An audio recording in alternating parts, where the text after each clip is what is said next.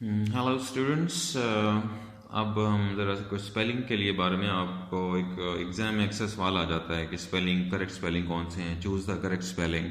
उसके हवाले से आपने बात रखनी है और कुछ चीज़ें हैं मैं यहाँ शेयर करता हूँ, आप उसको वॉच कीजिएगा ताकि आपको क्लियर हो सके। तो नंबर वन के तौर पर आप इसको याद रख सकते हैं कि स्पेलिंग जो है स्पेलिंग ड्रिल यानी स्पेलिंग की एक्सरसाइज प्रैक्टिस। स्पेलिंग याद करने के लिए आप इसको पार्ट्स में बदल लें। जो लफ्ज़ आपको मुश्किल लगता है उसे आप पार्ट्स बना लें। मेक पार्ट्स और cut the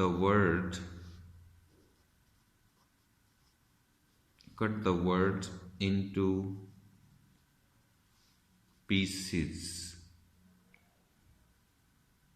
cut the word into pieces.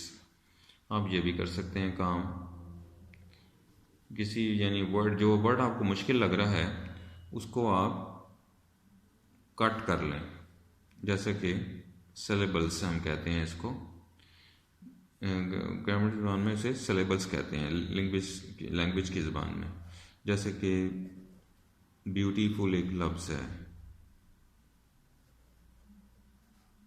ये ब्यूटीफुल एक लफ्ज़ है। इसके स्पेलिंग अगर तंग करते हैं, प्रॉब्लम करते हैं, तो आप इसको काट लें। ब्यू टी फुल।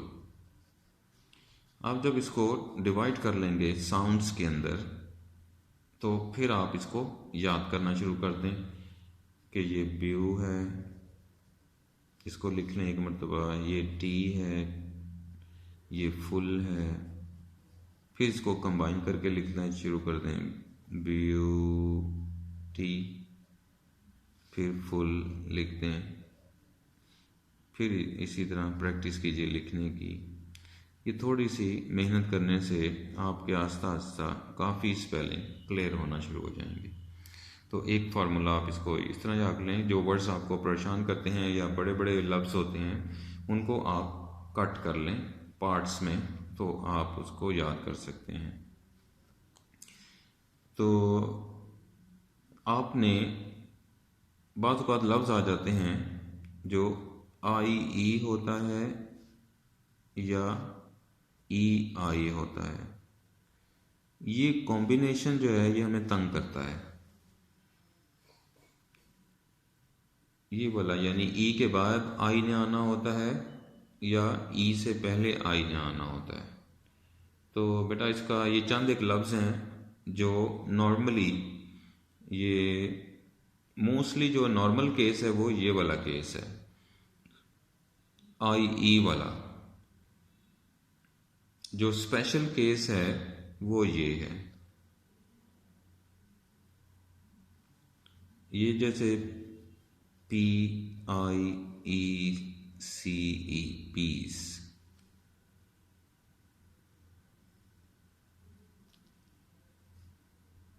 और इसे जिसे कहते हैं,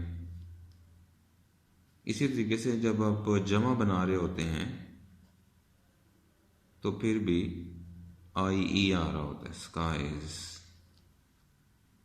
पीस, स्काइज। और कीज एक लफ्ज़ है लेकिन वहाँ पर वो नहीं आएगा। इसी ट्राइज जब आप टेंस इस्तेमाल करते हैं प्रेजेंट डेफिनेट का, तो ये भी ट्राइज। तो यानी इस तरह ये चीज़ें आ जाती हैं। जब वाई पर ख़त्म होती हैं तो आई आ जाता है। नॉर्मल केस ये वाला है, ये स्पेशल केस ये वाला है।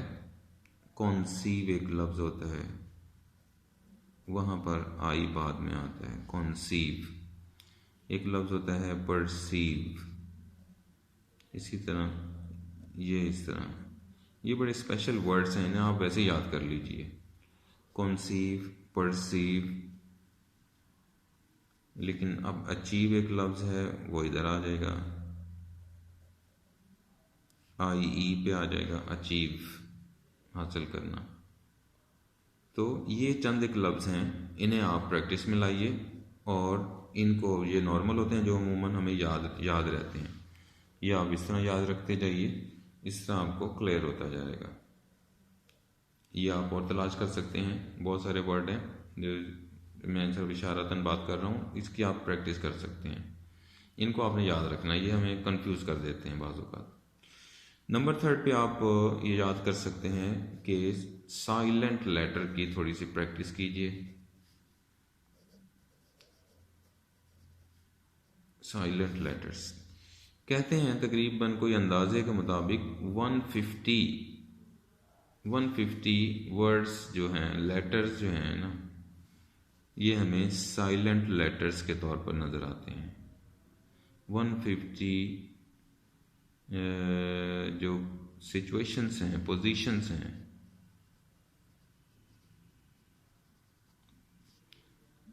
लेटर्स, वहाँ पर हमें 150 तकरीबन ऐसे नज़र आते हैं जहाँ साइलेंस हो जाती है मुख्तलिफ वर्ड्स में, लेटर्स में। ये एक अंदाज़ा है, जस्ट हो सकता है इससे ज़्यादा भी हों, लेकिन मोस्टली ऐसा हो जाता है। तो कुछ मैं आपको शेयर कर देता हूँ, जैसे कि एम और बी किसी एंड पे आ रहा हो तो आपने बी को साइलेंट कर देना है। इसी तरीके से जी एन या एन और जी इकट्ठा आ जाएगा तो आपने जी को साइलेंट कर देना है, चाहे वो पहले आए या बाद में। इसी तरीके से शुरू में ऑड कॉम्बिनेशन आ जाते हैं, के एन पी एस और टी एस सुनामी।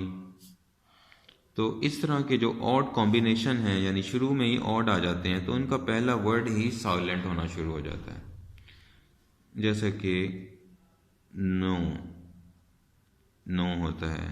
जैसा कि पी एस साइको होता है एक लफ्ज़, अब ये साइको है। इसी तरीके से टी एस से सुनामी आप बनाते हैं, दिस इज। सो इस तरह ये साइलेंट हो जाते हैं लेटर्स। इसी तरीके से एम और एन का कॉम्बिनेशन एंड पे आपने देखना है, नज़र आएगा तो वो एन साइलेंट हो जाएगा। जैसा कि होता है कॉलम, जैसा कि होता है डैम, जैसा कि होता है सोलम, SOLEMN, सोलम, ये एम सोलम। तो ध्यान रखें, इस तरह ये एंड पे साइलेंट हो जाते हैं। इसी तरीके से डी और जी आ जाता है, ये यहाँ पर डी साइलेंट हो जाएगा, तो ये नॉलेज में आ जाता है। ये कैम्ब्रिज में आ जाता है, यूनिवर्सिटी जो है। ये सिंपल एक जो लफ्ज़ बोला जाता है ब्रिज, वहाँ पर भी आ जाता है। तो डी जी जब भी आ जाएगा, ये डी को साइलेंट कर रहा है, be careful, D G.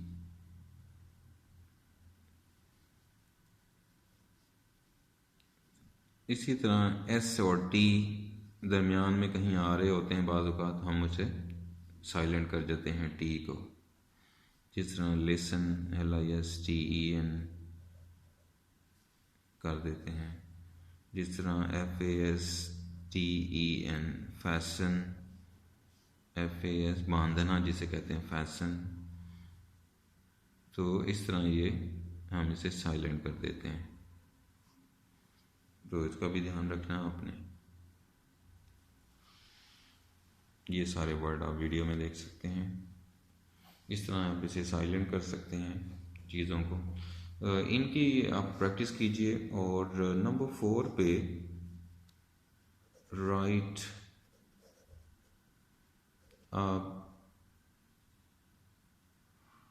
a page,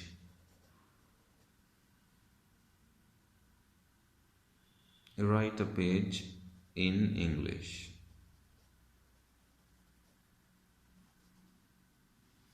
English में एक पेज लिखें, आप कॉपी भी कर सकते हैं उसे, right a page in English, यानी रोज़ाना, डेली आपने रोज़ाना एक पेज लिखना है।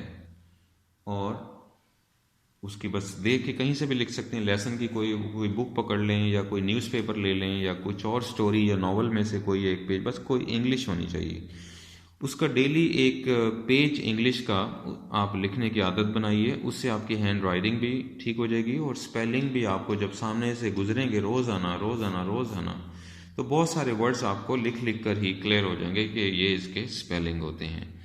तो इस तरह ये आप इसकी ड्रिल कीजिए और देन आपको ये क्लियर होगा, और क्या आप यानी इसकी प्रैक्टिस में रहें। और एक और अहम पॉइंट आपने याद रखना है,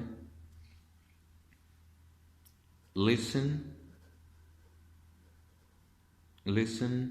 द वर्ड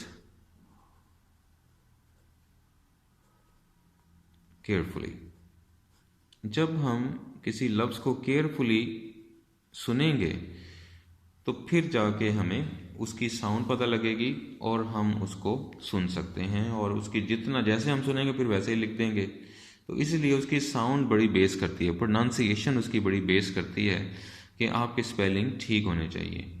और हम मोस्टली हमारी स्पेलिंग उस वक्त ख़राब हो जाते हैं जिस वक्त या तो हम गलत सुनते हैं या फिर हम अपनी ही प्रोनाउंसिएशन कायम कर लेते हैं, ना तो किसी डिक्शनरी को कंसल्ट कर पाते हैं, ना ही किसी बुक से देखने की जहमत करते हैं, हम अपने आप से ही साउंड एक क्रिएट कर लेते हैं। तो ये एक और आपके लिए मिस्टेक का बाइस बन जाती है कि स्पेलिंग गलत होना शुरू हो जाते हैं। तो स्पेलिंग मोस्टली अगर उसमें कोई साइलेंट लेटर ना हो तो हमारी आवाज़ पर बड़ा बेस करते हैं। अगर एक बंदा कैट, जो एक लफ्ज़ है कैट, उसको केट पढ़ना शुरू कर दे तो फिर आप क्या लिखेंगे, आप लिखेंगे CATE केट, क्योंकि आपने पढ़ रखा है रेट, आपने पढ़ रखा है मेट, तो आप इसको भी इससे भी जोड़ना शुरू कर देंगे, इस वर्ड को फिर उससे जोड़ना शुरू कर देंगे। तो दिस इज़ आई मीन कि जैसा साउंड होगा वैसे आपके स्पेलिंग दिमाग में बनना शुरू हो जाएंगे। ये कोई वर्ड नहीं है फिलहाल, ये वर्ड्स हैं, इसका ये साउंड मैंने आपको बताया है, रेट, मेट वगैरह वगैरह। तो कैट होता है ये लफ्ज़ कैट, इसको कैट अगर पढ़ेंगे तो स्पेलिंग भी आप कैट वाले लिखेंगे। इसी तरह अगर आपने रैट पढ़ा तो सही हो जाएंगे स्पेलिंग। अब रैट को आपने अगर रेट पढ़ना शुरू कर दिया तो फिर गलत स्पेलिंग आपने लिखना शुरू कर दी है। Be careful, this is the reason कि साउंड अगर हमारा अच्छा होगा तो हम उसको अच्छे तरीके से याद कर लेंगे स्पेलिंग। इस वीडियो को ध्यान से रखें अब और प्रैक्टिस कीजिए इन अल्फाज की जो मैंने शेयर किया है, ताकि आपको स्पेलिंग में ईजी हो सकें।